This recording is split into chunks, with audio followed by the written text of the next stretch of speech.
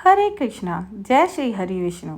आज हम आपको मोक्षदा एकादशी की कथा का श्रवण करवाएंगे। एक बार महाराज युधिष्ठिर ने श्री कृष्ण से पूछा, हे दामोदर, मार्गशीर्ष मास के शुक्ल पक्ष में कौन सी एकादशी आती है और इसका क्या महत्व है? यह सुन भगवान श्री कृष्ण बोले, हे युधिष्ठिर, मार्गशीर्ष मास के शुक्ल पक्ष में आने वाली एकादशी को मोक्षदा एकादशी कहते हैं। मोक्षदा एकादशी एक विशेष दिन है क्योंकि इसी दिन भगवान श्री कृष्ण ने अर्जुन को गीता का ज्ञान दिया था। समस्त वैदिक ग्रंथों के सार श्रीमद् भगवद गीता का जन्म स्वयं भगवान श्री कृष्ण के मुख से आज के ही दिन हुआ था। जो भी व्यक्ति इस पवित्र ग्रंथ में बताए गए सिद्धांतों को अपनाता है वह अपने जीवन में सफल बन जाता है। मोक्षदा एकादशी पुण्य प्रदान करने वाली एकादशी है। समस्त पापों को हर के व्यक्ति को मुक्ति प्रदान करती है। फिर भगवान श्री कृष्ण कहते हैं कि पवित्र मोक्षदा एकादशी में भगवान दामोदर रूप की पूजा की जाती है। भगवान श्री कृष्ण बताते हैं कि जो भी व्यक्ति मोक्षदा एकादशी की कथा को केवल श्रवण मात्र कर लेता है उसे अश्वमेध यज्ञ के समान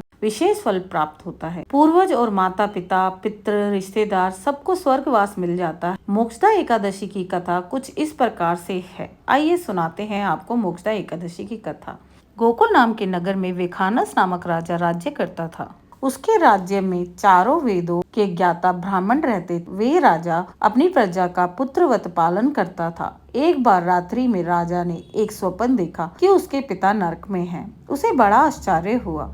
प्रातः वह विद्वान ब्राह्मणों के पास गया और अपना स्वप्न सुनाया। कहा, मैंने अपने पिता को नरक में कष्ट उठाते हुए देखा। उन्होंने मुझसे कहा कि हे पुत्र, मैं नरक में पड़ा हूँ, यहाँ से तुम मुझे मुक्त करवा दो। जब से मैंने ये वचन सुने हैं तब से मैं बहुत बेचैन हूँ। चित्त में बड़ी ही अशांति है। मुझे इस राज्य, धन, पुत्र, स्त्री, हाथी, घोड़े आदि में कुछ भी सुख नहीं मिल रहा। क्या करूं? राजा ने कहा, हे ब्राह्मण देवताओं, इस दुख के कारण मेरा सारा शरीर जल रहा है। अब आप कृपा करके कोई तप, दान, व्रत आदि ऐसा उपाय बताएं जिससे मेरे पिता को मुक्ति मिल जाए। उस पुत्र का जीवन व्यर्थ है जो अपने माता पिता का उद्धार न कर सके। एक उत्तम पुत्र जो अपने माता पिता और पूर्वजों का उद्धार करता है वह हजार मूर्ख पुत्रों से अच्छा होता है। जैसे एक चंद्रमा सारे जगत को प्रकाश देता है परंतु हजार तारे मिलकर भी इतना प्रकाश नहीं दे सकते। ब्राह्मणों ने कहा, हे राजन, यहाँ पास ही भूत, भविष्य, वर्तमान के ज्ञाता पर्वत ऋषि का आश्रम है। आपकी समस्या का हल वे जरूर करेंगे।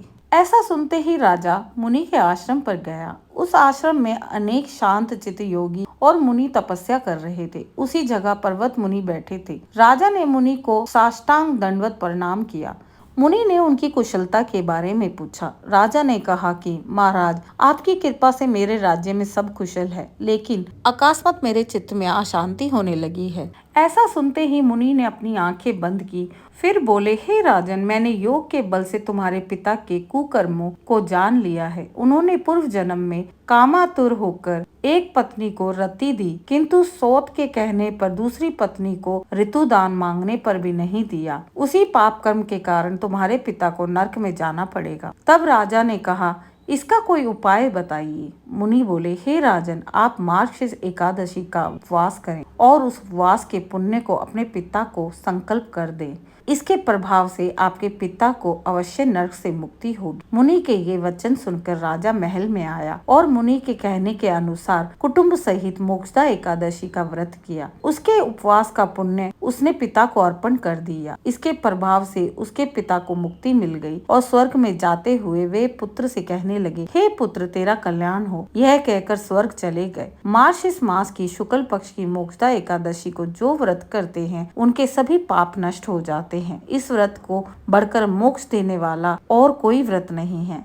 इसी दिन गीता जयंती मनाई जाती है। साथ ही यह धनुर्मास की एकादशी कहलाती है। अतः इस एकादशी का महत्व कई गुना और बढ़ जाता है। इसी दिन गीता पाठ का अनुष्ठान प्रारंभ करना चाहिए तथा प्रतिदिन थोड़ी देर गीता को अवश्य पढ़ना चाहिए। ओम नमो वासुदेवाय नमः। अगर आपको मेरे द्वारा सुनाई गई कथा पसंद आई है तो मेरे चैनल को लाइक और सब्सक्राइब करें।